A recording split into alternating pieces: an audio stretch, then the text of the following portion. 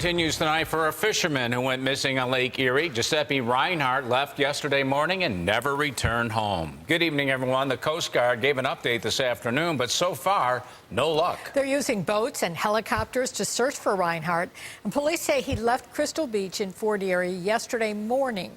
His boat washed up near Wanaka Beach in Hamburg about 8 hours later. News 4's CALLAN Gray has more about the search and the fisherman. CALLAN? Jackie, Don, Niagara Regional Police are considering this a missing persons case, and they put out an alert just this afternoon saying so.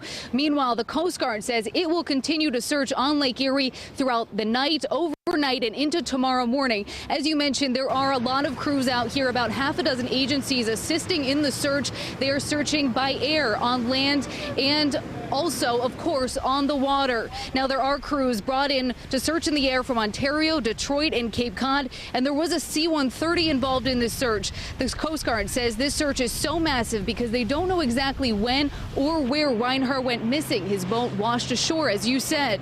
Now, they have searched for a cumulative 55 hours, over more than 2,700 square nautical miles. They're using a chart plotter on the recovered boat to narrow down the search area.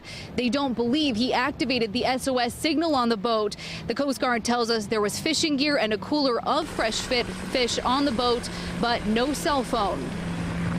Well, as the Coast Guard, we search for, train and search for people on the water. All the evidence that we have from looking at the remains on the board suggests a person in the water, and we will aggressively continue our search efforts.